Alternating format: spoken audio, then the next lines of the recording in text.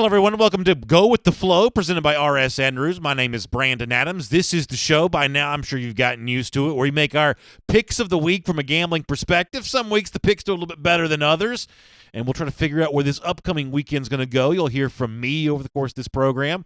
Our buddy Connor Riley in studio with me at Dog Nation World Headquarters. Dog Nation experts Mike Griffith, Jeff Sintel, Dog Nation daily listeners and viewers have a chance to weigh in, and our buddy Dari Payro from R.S. Andrews can check in also. Now, what is interesting off the top of the program, beyond just the picks, we talk about R.S. Andrews all the time from the perspective of air, heating, plumbing, and electric, and really for the last several months, it's been just 100 miles an hour for every air conditioning unit in the state of Georgia, certainly here in the Atlanta area where we live. But tonight, Dari, or this week, temperatures down into the 40s at night.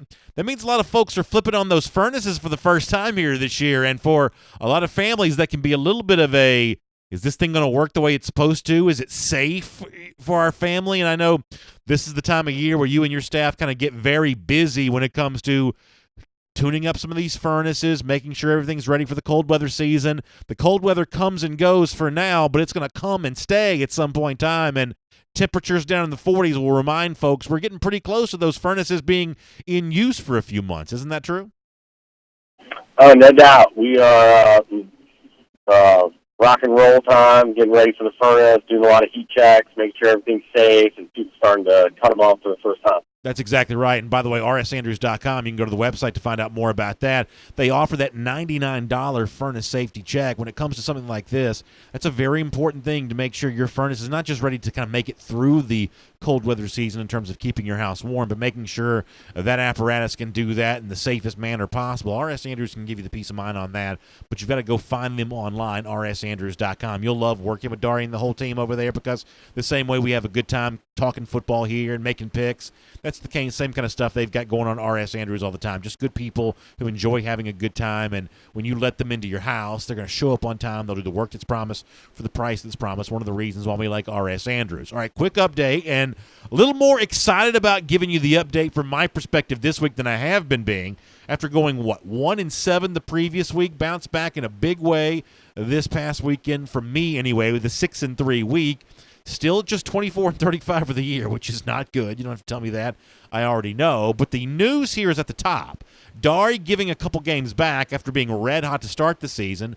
Connor coming on in a big way last week against the spread. He was 7-2. He now stands at 32-27. So he and Dari are in a perfect tie right now atop the leaderboard. Connor, I will go to you here first. How does it feel to have worked your way back into a tie for first? I'm sure you're feeling pretty good these days. We're just trying to take it 1 week at a time and just, pick one game right, try and get, finish above 500 every week.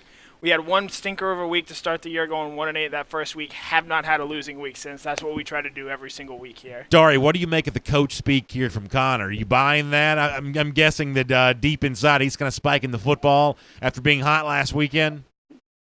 Yeah, not buying it. Like, over the course of the season, it's like rule number one.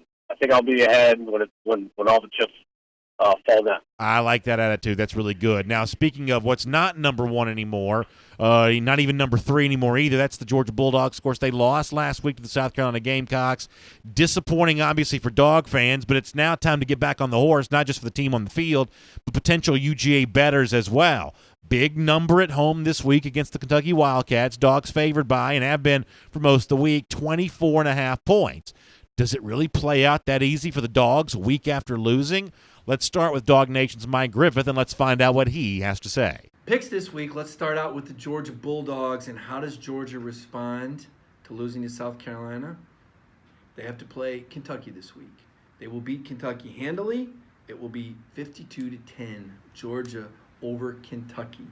So Mike riding with the favorite. He does take the Georgia Bulldogs by a big score, as you heard. How about our recruiting insider, Jeff Sintel? Do you agree with Mike on this? 24.5-point favorite. Wow, everybody thinks this is a get-right game for the Dogs. I think it is, but I don't think it's a 24.5-point get-right game for the Dogs. I think something like 31-10. So I do not have Georgia covering that spread. Give me Kentucky and those points. Dog Nation Daily listeners and viewers, also you got to get a little bit of a peek of that there.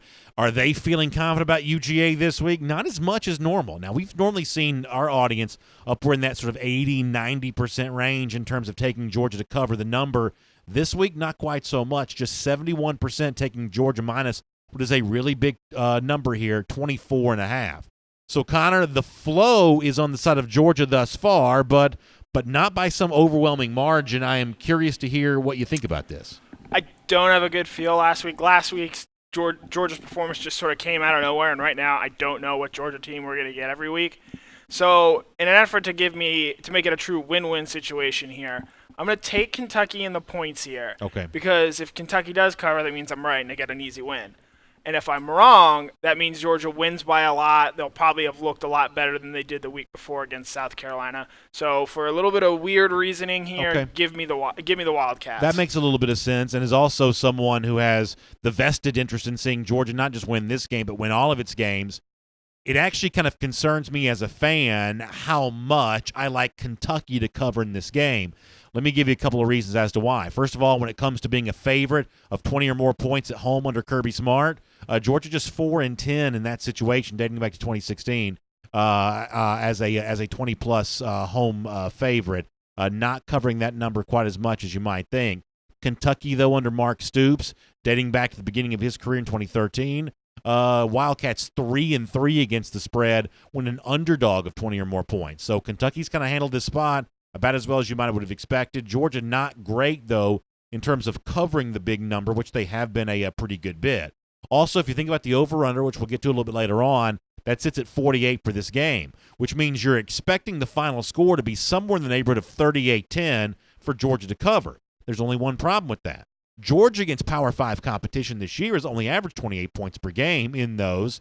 Kentucky game, I'm sure say the Tennessee game, they exploded for a big number, but the two Power 5 games around that didn't score very much at all against Notre Dame, nor against South Carolina, the game they lost this past week. Wildcats are averaging 16 per game but against Power 5 competition, but for me this is more of a Georgia thing. I just don't believe that Georgia scores enough right now to cover the 24.5-point number. I wish I wasn't as confident in my pick as I am, but I believe that Kentucky plus the 24.5 is the play here in this one. So that puts the flow, believe it or not, on the side of the Kentucky Wildcats. Dari, do you want to go with the flow? I am going to go with the flow. Wow. I'm going to take the point. 24.5 is a lot. I don't like what I've seen with Georgia past couple games. You know, they did cover against Tennessee, but it was a really rocky start. That continued in sloppy play against South Carolina. I think Georgia's going to win. They bounce back a little bit, but I don't think it's going to be too convincing of a win. One thing to note is 8 of the last 9 meetings against Kentucky, Georgia has won by 20 or more points. Yeah. So I think it'll be somewhere kind of around an 18 to 21 point victory, but I just don't think they get over that 24.5. That's actually a really good number, something worth paying attention to, and the fact that even with that in mind, you still go with the direction of the underdog is also pretty interesting. That's Dari Payro. We're off and running here as part of Go With The Flow presented by R.S. Andrews. Next game, I think it's fun that this is a noon start. Georgia fans should get to see all of this. It's actually, I think, a really interesting game as South Carolina hosts Florida a week after Florida lost to LSU and a week after, well, you know what South Carolina did last Saturday. So let's start things off with Mike Griffith. The Gamecocks are a 6-point underdog at home, and this one's actually moving in the direction of the Gamecocks a little bit, so be careful about where you shop this thing when you go after it. But, Mike, start us off here in terms of your thoughts on the South Carolina Gamecocks hosting the Florida Gators. Take it away. Next game, Florida's at South Carolina. Boy, those Gamecocks are excited. They played a heck of a ball game. No way they can play with that much passion, that much execution 2 games in a row. Florida goes in and reminds South Carolina of who they are. Gators 27, Gamecocks 17. So Mike Griffith takes the Florida Gators there. That is his pick. Florida on the road is a favorite. Mike likes them. How about Jeff Sintel? What do you think? Gamecocks catching 6. We all want to think Helinski's going to play a little bit, and then Florida's injuries coming off the LSU game. How healthy are they? I'm going to lay the points. I got to take the Gators with this one. So both of our scribes on the side of the Gators here right now. Now, Dog Nation Daily listeners and viewers, typically no fans of Florida. Let's see how they feel when it comes to the betting part of this. No, by a 2-1 margin, they'll take South Carolina over Florida, getting 6 points here in this game. And Connor, I don't want to poison the well for your pick, but I will say that I feel very different about this game now than I did when the week began. I am quite confident in my pick, although it's almost the exact opposite of what I would have initially thought I'd probably do here. This feels like a square pick here. It does. It feels like a square pick. But give me the squares. Yeah. South Carolina played great last week on the road against Georgia, and that's with a backup quarterback, third-string quarterback. I know their offense didn't do anything in the second half, but their offense also didn't do anything to lose them in the game there, which I think was kind of impressive. I think Kyle Trask is going to struggle against this physical South Carolina defense. A year ago, South Carolina should have beaten Florida when these two teams met down in Gainesville. This game is at home. Florida away from the Swamp this year, 0-3 against the spread. Because of that, I actually might like South Carolina to win outright here. Wow. But you know I love a good home dog. We've got some more home dogs coming that I don't love as much as this one. So give me the Gamecocks plus the 6 here. Yeah, I think South Carolina is absolutely the right side on this. A few things. Look at the matchups here for a moment. If you care about Football Outsiders and their efficiency rating stuff, the FEI, Florida is the number 54 offense in the country. South Carolina is the number 6 defense in the country through 7 weeks of football. You're talking about the Gamecocks being the number 99 offense right now against Florida, the number 20 defense. So both these defenses are obviously having the advantage here, which probably speaks to the under, which makes me like the underdog even a little bit more. When you think about the kind of game Vegas expects this to be, if it's a Florida cover, you're looking for something pretty similar to the game that Florida played in its own stadium against Auburn. Auburn, much like South Carolina, a very good defensive team. But in order to win that game 24-13, what did Florida need? They needed 3 Bo Nix interceptions in order to kind of get that going there. If Auburn doesn't turn the ball over as much, that's a really different game. Well, guess what? We've been told in Columbia this week that Ryan Helinski, the quarterback who was injured against Georgia this past Saturday, is healthy and he's going to play. And if he does, don't expect 3 turnovers from him, because while Nix turned it over 3 times against Florida in one game, Helinski's only turned it over 3 times in the entirety of the year since he's been playing. He's also completing 62.8% of his passes, was completing 75% of his passes before he left the Georgia game this past Saturday. So frankly, with a quarterback in Helinski that doesn't turn it over very much, and a defense in the Gamecocks clearly capable of stopping the Florida Gators, I thought Connor said this perfectly a moment ago. It feels so square to take South Carolina the week after winning, Florida go against them the week after losing. But in this case, it's the right side. The Bear Chris Felica's had some numbers in this as well. When teams have won as a 20-point underdog one week, the following week against the spread, pretty strong numbers in terms of maintaining that momentum for at least another week. I think South Carolina is actually a very strong play here as about a 6-point underdog at home, but be careful if you want the Gamecocks, because this number is falling, and it may fall even more as we head towards the game. After all, last week, what started off as a 24.5-point number against Georgia was down to about 20.5 by the time the game kicked off. So, Daria, it's long-winded on my part, but I like the game that much. I believe that South Carolina is the play here, and that puts the flow on the side of the Gamecocks. Do you want to go with the flow? I'm going to go with the flow Yeah. and take the Gamecocks. This line, at first glance, is kind of one where you say, how's the line so low? I'm going to take Florida. But there's something fishy with it. I think South Carolina, they kind of have some belief right now with the win. They're going to feel confident. Florida's coming off 2 emotional big games. I think it's going to be a sloppy defensive game. And I like South Carolina with the point. Yeah, I think that's a really good pick, and I think it's really interesting to hear you, Connor, me, kind of all make at least a similar case on this. Be really, really careful. I think if you want South Carolina, my advice would be you need to act now, because I think it gets harder to take them as you get closer to game time. Next one, speaking of a home underdog, boy, this is a tougher pick. I'm going to tell you, I think this is a pretty tough pick, but a fun game, I think, nonetheless. Arkansas is a bad team. They are getting 18.5, also a line that's changing a bit as we head towards the end of the week, but 18.5 for now, we'll call it, against Auburn. Mike Griffith, what do you think about this game?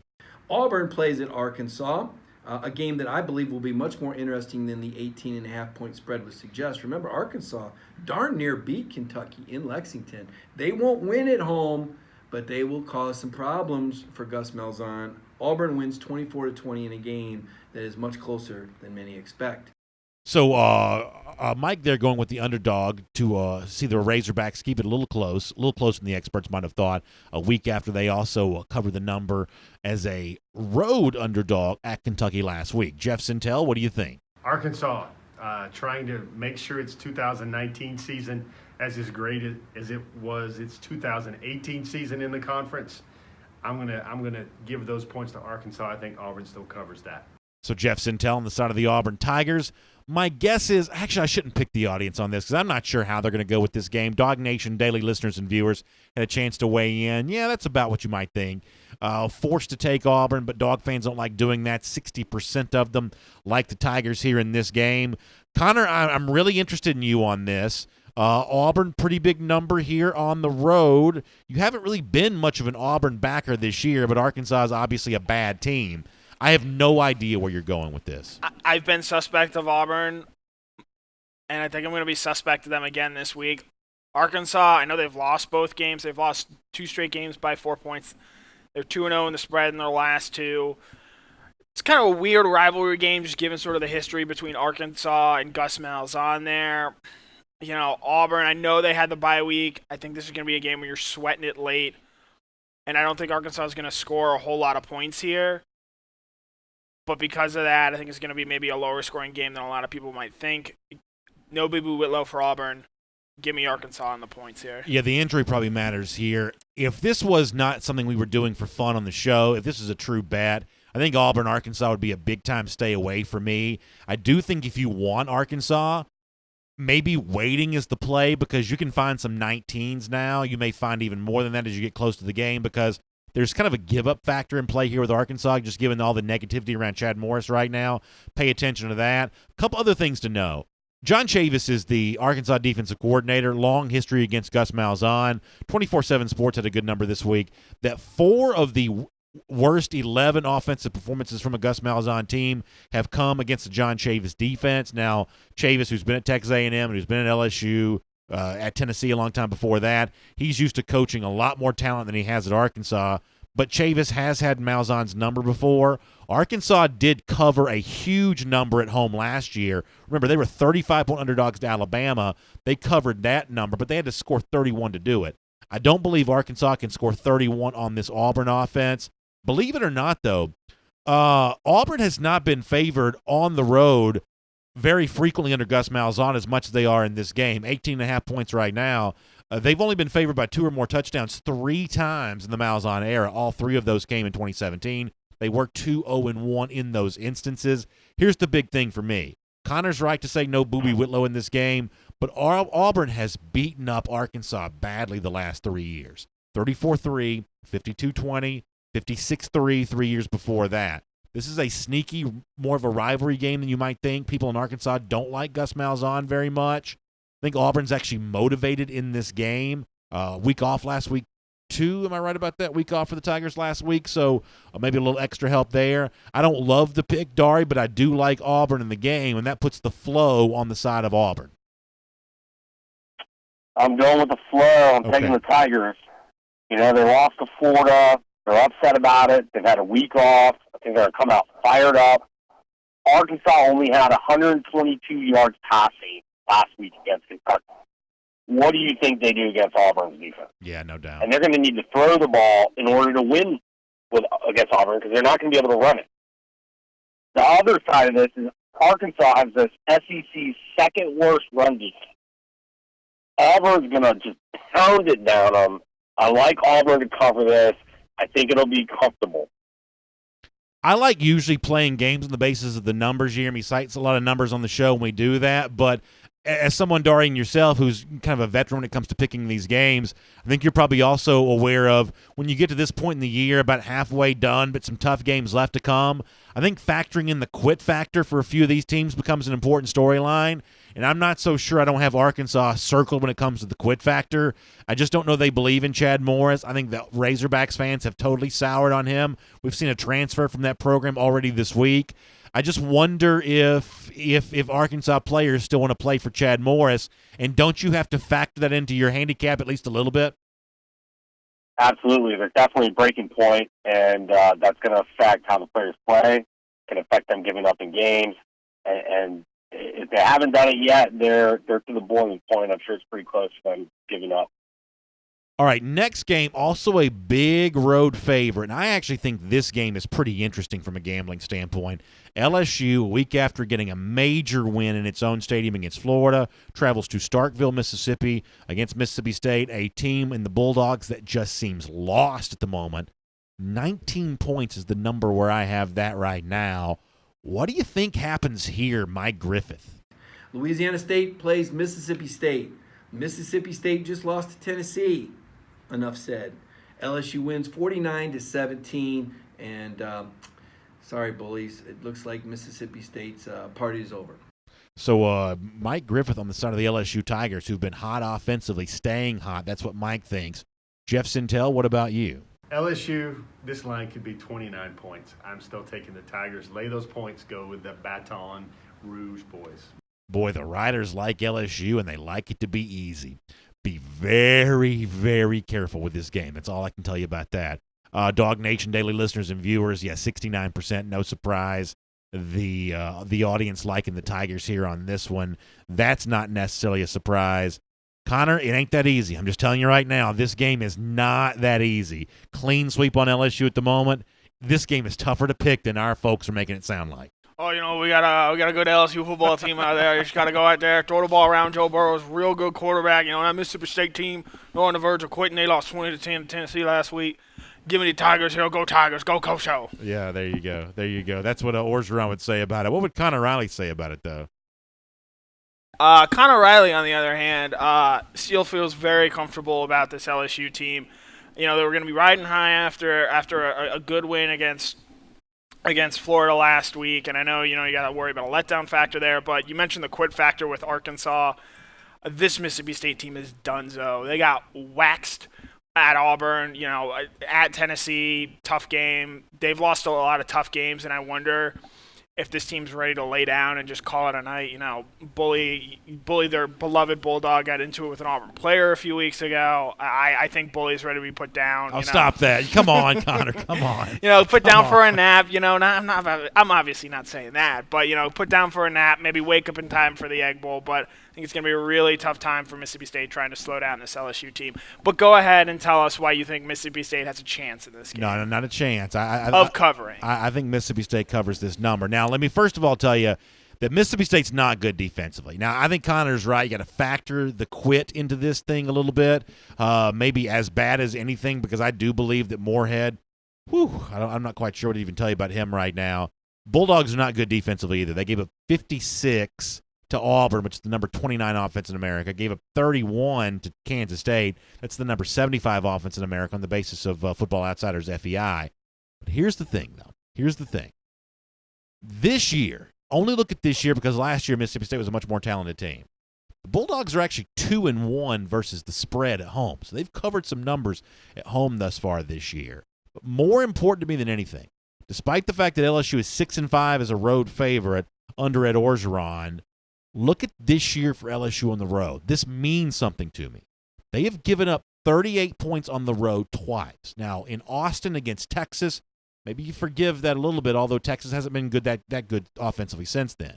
However, you can't overlook the Vanderbilt game, which is the best game that Vanderbilt's played offensively by far. Now, LSU still covered in Nashville that day, but 38 points twice on the road makes this game more difficult to pick than the public, I think, wants to give it credit for. Mississippi State been okay at home this year. This is obviously just a contrarian pick, just begging to be found too cute. I'm okay with that, Dari. 19 points here. It's not going to be easy for LSU every single week. Defensive lapses a couple times on the road. I expect this one to be a little closer than the experts think. I actually like Mississippi State plus the 19 here. So that puts the flow, though, still on the side of LSU. Do you want to go with the flow? I'm going with the flow. Okay. Burrow completed 88% of his passes for 293 yards, 3 touchdowns against Florida's NFL secondary, and he didn't give a pick. Mississippi State is dead last in the SEC in passing, and they won't be able to keep up in this game. LSU next week has a showdown against Auburn, and then the week after that, the all-world potential matchup clash with Alabama. I don't think LSU is going to lose focus on this game. The LSU train right now is rolling. Have go, collect $200, pedal to the metal. If I was in Vegas, this would be a dime special. Wow. This is my game this week. I love LSU. So 38 on the road twice, once to a bad team. That doesn't scare you at all here? No.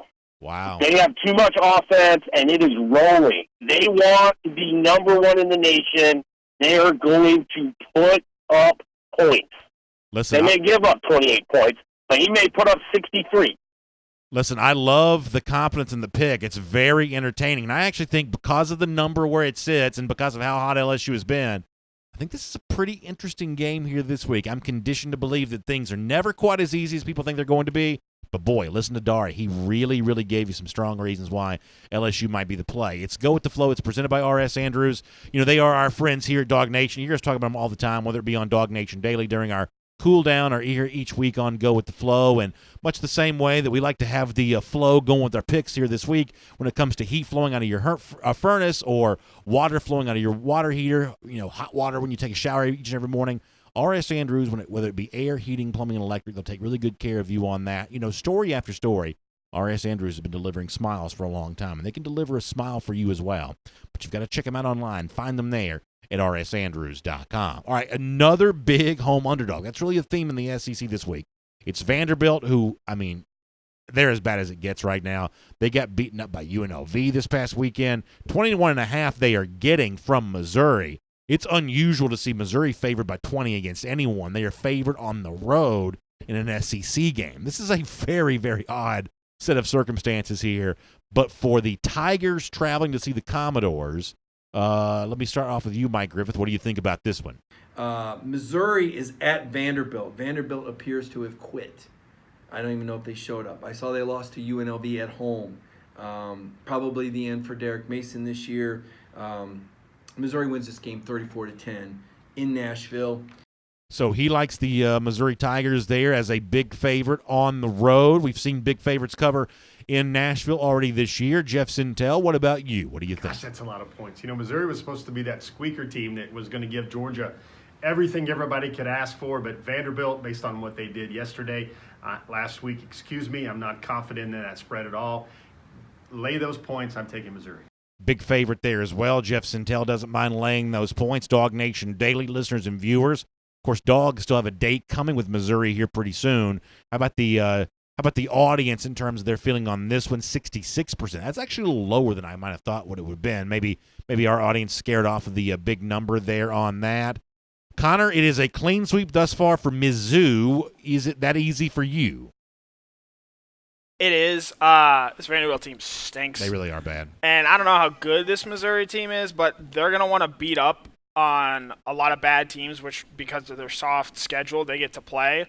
So I think they're going to try and look as impressive as they are, knowing they have that Wyoming loss looming over their head, and they got to try and impress as many people as they can. I expect Missouri, who despite Barry Odom being a defensive guy, this is an offensive team. Kelly Bryant's looked really good for them this year. I think Missouri's going to put it on Vanderbilt. And again, I think this is another potential team to watch of just quitting and laying down because Vanderbilt has just gotten its doors beat off almost every week this season. Well, there's also major unrest with Vanderbilt, too, because you talk about not getting skill position players involved. They've got really good guys like Pinckney, the tight end there, that they just can't get the football to. So I think that Vanderbilt's definitely a quit-watch team. Connor mentioned the Missouri offense. This offense, you probably already know it's good. It's probably even better than you think. They scored, I want to say 30 in every game thus far this year. Even the game they lost, they scored 30 in. I know for a fact they're averaging 39 points thus far this year. Vanderbilt has scored 10 or fewer points 3 times in a game. So that's all you need to know right there. Vanderbilt can't score. They have a couple times. As I said before, they moved it on LSU. But really, I'm going to discard the outlier, and for them right now, that's a huge outlier. Fewer than 10 points or 10 or fewer 3 times. Boy, it's just a tough offensive situation. Let me give you some trend numbers. Vanderbilt is 8 11-1 in its last 20 games as a home underdog. They've also failed to cover their last 3 instances of being a 20-plus point underdog. So they've been blown out when they're supposed to. They're not protecting their home field very much. Missouri, on the other hand, is 12-8 over the last 20 as a road favorite. And I thought this was interesting because all of this is coming in the last few years. 6 of the last 7 times that Missouri has been favored by 20 or more points, they've covered that spread. So when Vegas or the online folks have felt pretty confident about Missouri, the Tigers have a penchant for coming through. Dari, this is an example of, typically I love to be contrarian. There is just no contrarian space to stand on this. Missouri's pretty good right now. Vanderbilt's awful. I think it's tough on the books to keep up right now with how bad that Vanderbilt is. I think for at least one more week, you kind of take advantage of what I think is still kind of a soft number with Missouri coming in here to Nashville. Am I making it sound too easy? Are we all making it sound too easy? Because the flow is unanimously on the side of Missouri. Do you want to go with the flow? I'm going with the flow. Okay. We'll make it a family pot.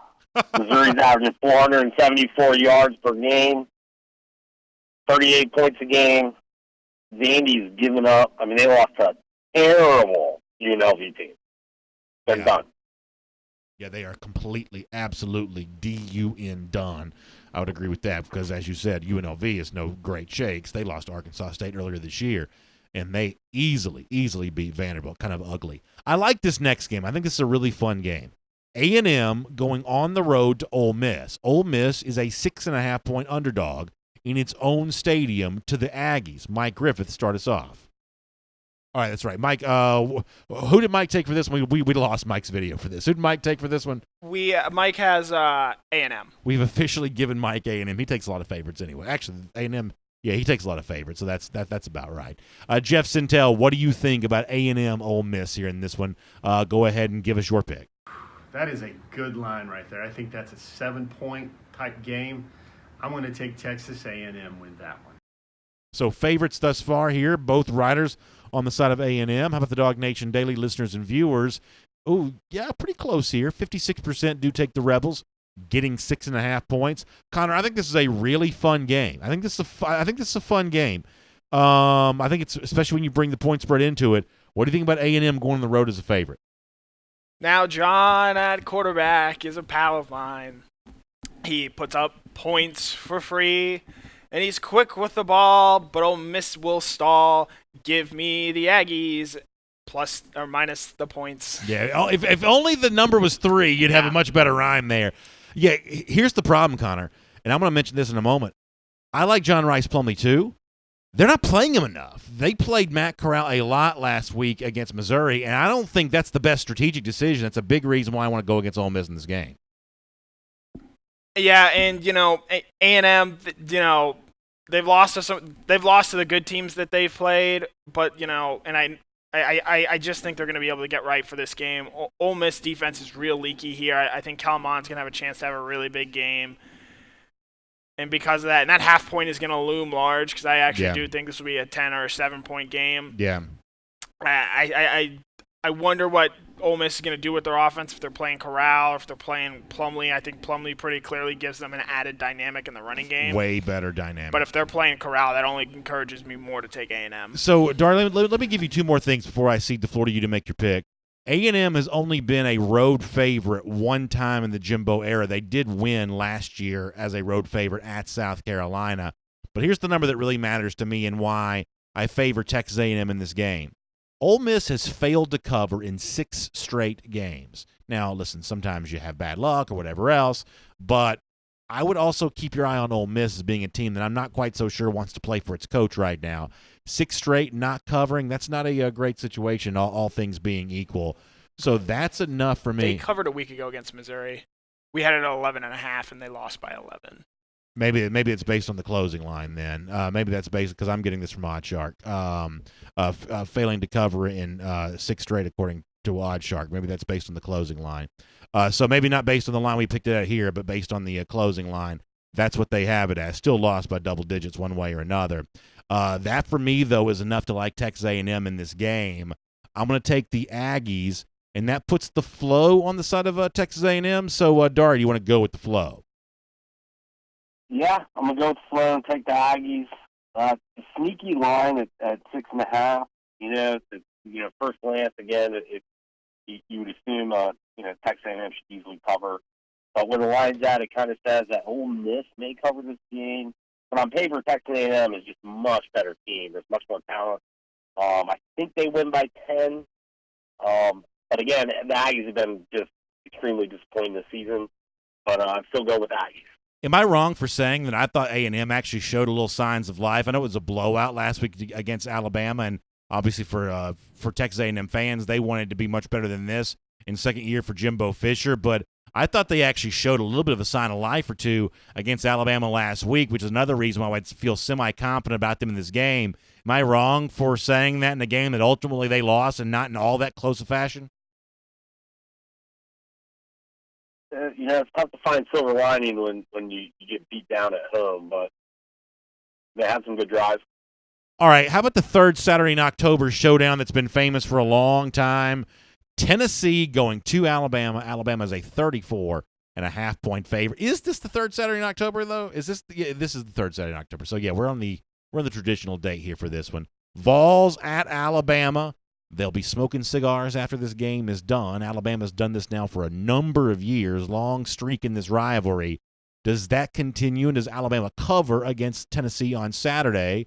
Mike Griffith, start us off. Tennessee is playing at Alabama.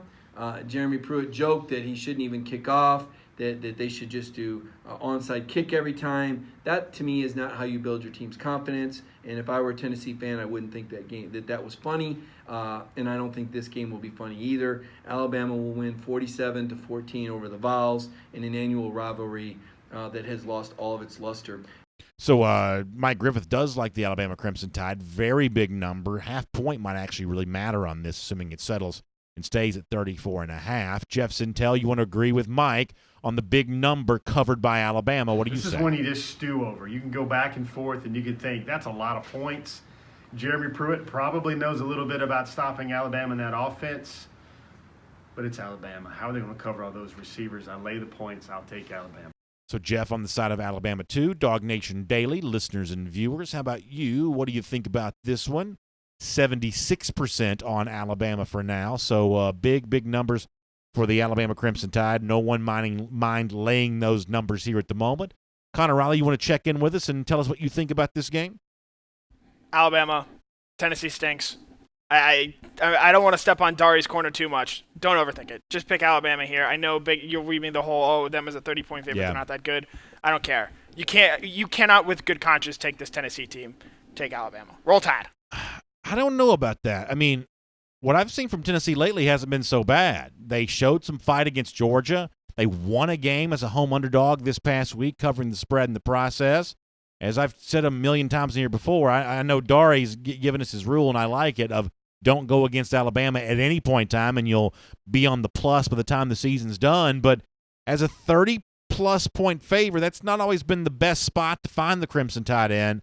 I don't have a great feel about this. If it wasn't for the fun of the show and continuity, it's probably a stay-away game for me. But I feel like Tennessee's shown some signs of life. I'm not asking them to win the game. I'm asking them not to lose by 35 points. I don't feel like that's much of an ask here, too big of an ask anyway. I'm going to take Tennessee, but the flow is on the side of the Alabama Crimson Tide. Dari, I already know what you're going to do, but go ahead and give us your reasoning one more time. Don't look slow. Rule number one: don't bet against Bama. I'll take them. Tennessee's terrible. They played their hearts out last week. Got to win, and don't be surprised for a pretty big blowout here. Yeah, listen, if we've learned anything from Dari over the course of this season, it's a really fun rule to operate on, at least for those of you that like the gambling part of this. Don't go against Alabama ever, and Dari says by the end of the year he thinks he's going to be on the plus side of that. That's pretty interesting way to operate.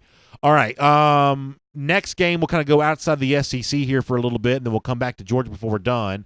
Also, we'll try to pick up the pace here a little bit. I know I'm kind of deliberate here today. How about Michigan going on the road to Penn State? Penn State got a narrow, skinny cover against Iowa last week. Michigan, of course, has been kind of up and down all year long. Inside Happy Valley on Saturday. This is a whiteout game, right? You got the night crowd, you get the whiteout. That's a factor here in this game. Mike Griffith, you know the Big Ten. What do you think about the Nittany Lions and the Wolverines? Franklin escaped Iowa with a close win. A lot of people starting to believe in Michigan again. They've reeled off some wins since getting embarrassed by Wisconsin. I'm not a believer that the Wolverines will go to Happy Valley and get a victory. I'm taking Penn State 29-27, get Michigan the cover in that one. So Mike on the side of the underdog here, Michigan on the road to cover. Jeff Sintel, what about you? Penn State. I like them in that game. Lay the points. Penn State will cover that spread. So Jeff Sintel takes Penn State there. Dog Nation Daily listeners and viewers, I'm sure they're probably anti-Harbaugh at this point in time. I'm guessing they're on the side of Penn State here a bit. Favorite always looks good in games like this anyway. 64% do take Penn State here. Connor, do you have a strong feeling on this game? You got a strong play? We got a little bit of a narrow margin favoring Penn State at the moment. This is my third favorite game on the board this week. I'd actually feel real comfortable putting money down here. Give me Michigan. Wow. This Penn State team, they've played nobody. They played Iowa a week ago. Iowa probably should have ended up covering that spread. Couldn't get a late 2-point conversion. Penn State struggled to move the ball against Iowa. Michigan's got a more athletic defense. I think that's going to give Penn State a lot of issues. I know Penn State's got a good defense. It's going to be a low-scoring game, but 9 points is just a bit too rich for my blood. Give me the Wolverines here. There's a guy I follow on Twitter. His name's Brad Powers, covers the college football betting angle, and he had some interesting numbers in this week. This is coming straight from Brad Powers. Last 20 games on the road for Michigan against a ranked team. 1-19 straight up, missing the mark by 16.1 points per game. 5-15 against the spread, missing the cover by 8.8 points per game in that mark. Y'all know that I've completely soured on Jim Harbaugh forever. I've actually vouched and supported him at Michigan for a while. I've turned my back on him. The first time I went against him in the Iowa game, I was wrong about that. Michigan got the cover there. Based on the numbers that the handicapper here gives you, I don't think I'm wrong on this. I don't have a strong feeling on this other than the fact that I'm totally done with Harbaugh. And a guy that I kind of trust points out that Michigan has not been good in road spots against ranked teams. So I'm going to go favorite here all the way. Penn State minus the 9. I think the wideout's actually one of the really fun atmospheres in all of college football, so it'll be fun to root for Penn State in this game because I like the crowd atmosphere there at Beaver Stadium for the night game, and absolute just cowardly dogs on the road against road teams. As an underdog have the Michigan Wolverines been. I can't be any happier going against them than I am. So, Dari Peiro, that puts the flow on the side of Penn State. Do you want to go with the flow? I'm going to go with the flow. I'm going to take Penn State to cover. Their defense is really good. They haven't given up more than 13 points per game. They've actually played in more games than they've given up touchdowns on the year. Wow. They are giving up 1.6 yards per carry, about 53 yards per game running the ball. I think it's going to be a low-scoring game, but Penn State's going to cover this. Yeah, I like that, Dari. I think that's a really good pick. All right, final game, or actually our next game from outside the SEC, from the Pac-12. This one should be a good one. Pretty good rivalry. Probably a sneaky good rivalry that's better than a lot of people realize. Oregon going to Washington. Oregon is a 3-point favorite on the road here in this spot. Mike Griffith from the Pac-12. Go ahead and start us off. Oregon is at Washington. The Washington Huskies, a 3-point underdog. I really like the Oregon Ducks. I'm not sure how they lost to Auburn earlier this year. That's one they would like back. I don't expect Oregon to lose again in the regular season. I think they beat the Huskies 27-20 up there in Seattle. So Mike takes the favorite to cover on the road. Jeff Sintel, how about you? 3-point underdog for the Huskies and Jacob Eason. Oregon and the Ducks, I like them in that game. Lay the points. I like Oregon to beat that spread. So Jeff also riding with the favorite here. He likes the Ducks as well. Dog Nation Daily listeners and viewers, which side are you on in this game? Yeah, a little pro-Eason group among the UGA fans still. 62% take Washington here, plus the 3 points. Connor, you like Pac-12 football, so I'm sure you have a strong opinion on this game. What do you think? This is my stone-cold lead pipe lock of the century, of the decade, of the week. Wow. I love Oregon in this spot here. Only 3 points. That means bookmakers think it's going to be close. Washington, when they played Stanford a few weeks ago, just got absolutely punched in the mouth. The offensive line couldn't handle it. Jacob Eason couldn't handle it. They could not stop the run.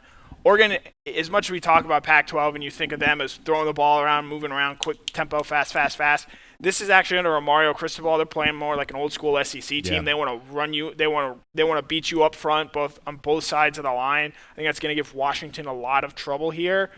Give me the Ducks. Quack, quack. Stone cold lead pipe, lock of the century of the decade of the week. Very good defense, by the way. Defensive coordinator change for the Ducks seemed to really pay off here this year. I have a much stronger feeling about our next Pac-12 game. I don't have as strong a feeling about this, but you look at Oregon, hot as of late, 45-3 against Colorado last week. A pretty good Justin Wilcox Cal team. They won 17-7, 21-6 over Stanford, and then that's been the story for them in Pac-12 play.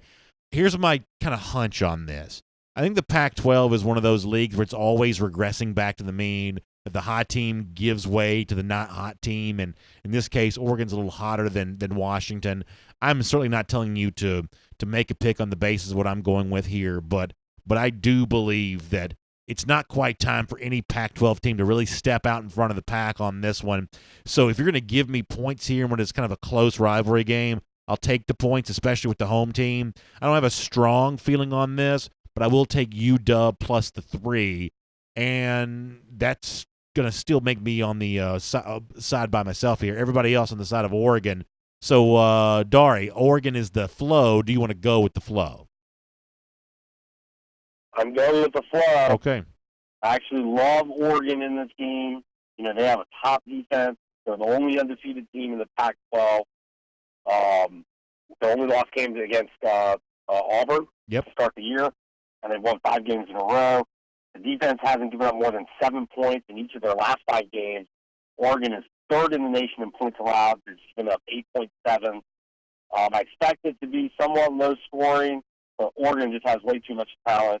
I think, they know what they're playing for. I mean, they win this, they pretty much got the Pac-10 on ice. This is an early start in Seattle. It'll be 12:30 local time, but I expect it to be a pretty loud crowd for this one. Final Pac-12 game. I'm actually a little bit more interested in this in terms of a pick. I think the Washington-Oregon game's a fun game. I think this Arizona State-Utah game is I don't want to say easy game to pick, but I have a strong feeling on it because of, well, I'll get to that in a moment. But for Arizona State traveling to Salt Lake City, what do you think about this one, Mike Griffith? Go ahead and start us off. Arizona State at Utah. Arizona State with a very talented freshman quarterback in addition to Herm Edwards. Doing a nice job as a head coach. Utah, too good. Tough road environment. Devils get to cover, though. Utah wins 24. So Mike going on the side of Sparky there on that one. He's liking the Arizona State Sun Devils. Jeff Sintel, what about you? Wow. Going with the flow, going with against the flow with the Beehive State, Arizona State, Utah State. Wow. I like Arizona State in this game. I will lay those points. Also going on the side of Arizona State is Jeff Sintel. Dog Nation daily listeners and viewers, I can't imagine that much of our audience is much of an expert on this game, one side or the other, but both these opponents do come in ranked. Yeah, about what you might think, 55% on the side of the Utes here. Connor, you are a resident Pac-12 expert. Do you have much of a feeling here on this one? So I thought I did. I thought, 13 and a half points, that seems like a lot. These two teams don't want to really play fast. They want to play slow, lower possession games. That means winning by 14 points might seem like a lot. This line is very fishy to me, though, much in the same way that LSU-Florida line was a week ago. 2 ranked teams, but they clearly think that Utah is quite a bit better than that here. And given that this game is now no longer passing my smell test, thought I was going to come in and pick Arizona State. Okay. Give me the Utes here because this line does not pass my smell test. Yeah, to me, it's very simple for me. I like Utah in the game. I think that Kyle Whittingham's one of the plus coaches in college football, meaning I think he adds value to his team. Most coaches are neutral on this. I think Whittingham is a very good game coach, one of the top. He's not necessarily the guy you want leading your program because recruiting matters, especially here in the SEC. But in terms of coaching in game, I think that Whittingham is a very good coach. I'm not quite so sure that Herm Edwards is, but I'll leave that for another day. The point is, in a Whittingham-Edwards match of wits, I'll take Whittingham any day of the week. 13.5 is a lot of points, but I have no problem laying that when it comes to Utah in this situation. I'm going to go on the side of Utah, and I guess that puts the flow on the side of the Utes as well. Dari, do you want to go with the flow? I'm going with the flow. Okay. I'm taking Utah to cover. Arizona State has some nice wins against Cal and Michigan State. But both those teams have horrible offenses. I'm smelling a blowout. So that's what I'm selling over here. Utah wow. 7th in offense, and they have I think they average like over 7 yards per play. So I think they're going to win convincingly. Pretty good stuff. It's our R.S. Andrews Go with the Flow. It's presented by, as I said, R.S. Andrews. You can find them online at rsandrews.com for all your air, heating, plumbing, and electric needs. Story after story, they've been delivering smiles, and they can deliver a smile for you. Last one, hopefully Georgia fans will be smiling on Saturday with a big win for the Dogs against Kentucky Wildcats. The folks who set the numbers have the over-under set at 48.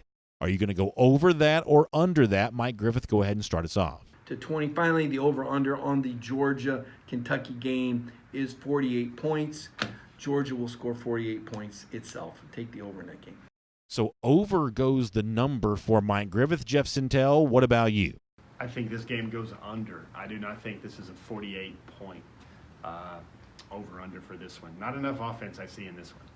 Under goes Jeff Sintel. Dog Nation Daily listeners and viewers, optimistic about a lot of points being scored between the hedges on Saturday. 82% do take the over, so a little more optimistic about an over than they were about a Georgia cover. That's kind of interesting to think about. Connor Riley, speaking as a Georgia fan for a moment. I do have the Georgia G on my shirt today. Speaking as a Georgia fan, I only wish I were as confident in that as some of our audience seems to be, or Mike Griffith seemed to be. I'm going to do what I did with the Georgia game at the top. I'm Yeah. going to take the under because if I'm right, that means I get a win. And if I'm wrong, that means Georgia's scoring a lot of points. But I think there's an actual reason this game goes under. Kentucky as an underdog. They're Lynn Bowden. They're playing a non-traditional quarterback here. They're going to want to shorten the game, shorten possessions, much like South Carolina did a week ago. I think because of that, they're going to try and slow this game way down. Yeah.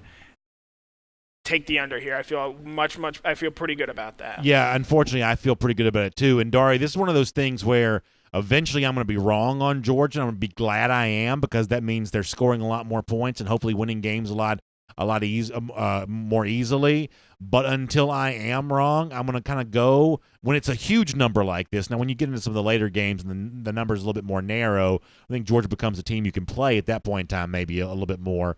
But for now, in this string of like 20-plus point favorites, I've actually gone against Georgia the last 2 weeks, taking the under in each of the last 2 weeks. I'm going to do the under again here in the hope that I'm wrong, and it's a big points explosion from Georgia. I'm not quite ready to see that happen just yet, though, so I'll take the under. I think I know where you're going with this, but I want to give you the floor. Do you want to go with the flow and take the under as well? I'm not. I'm going to take the over in this game. I took Kentucky in the points. I'm going to take the over. I think Georgia's going to put up the points in this game just because Kentucky's run defense giving up over 5 yards per carry. I think Georgia's going to really pound the rock. But I do expect Kentucky to put up some points. I think the game's going to go over. All right, so that'll be fun to pay attention to. Good slate of games for the weekend. A lot of SEC versus SEC action, which is always a pretty good deal, and some good ranked opponents there as well. Dari, we hope you enjoy the games this weekend. We appreciate you being a part of Go with the Flow, and we'll look forward to catching up with you again next time. Definitely. Georgia needs to run the table. There you go. That's exactly what we are thinking around here, too. Darn, it's great to hear you say that there. And, of course, it's great to have all of you with us as a part of Go with the Flow, presented by R.S. Andrews there as well. And, of course, we'll see you again here next week at this time. And don't forget, we talk about these lines, these point spreads. You go to MyBookie as well. Find MyBookie online at MYBOOKIE. Use the promo code DogNation. Get a big first deposit bonus and get all that going on for you. You can get that at MyBookie. Yeah, that right there you go. Promo code DogNation, MyBookie online. You can find them. Just type MyBookie into the browser. Use the promo code. Play your perks. First deposit bonus. You can get your first deposit doubled, up to $1,000. They're going to offer you a lot. All these point spreads and all that action is available for you when you find MyBookie online. Use the promo code DogNation. After that, you play, you win, you get paid. It's as simple as that with MyBookie, and of course, it's only we wish it was that simple, at least for me, when it comes to Go with the Flow, presented by R.S. Andrews. Y'all have a great day. Enjoy the games this weekend, everybody.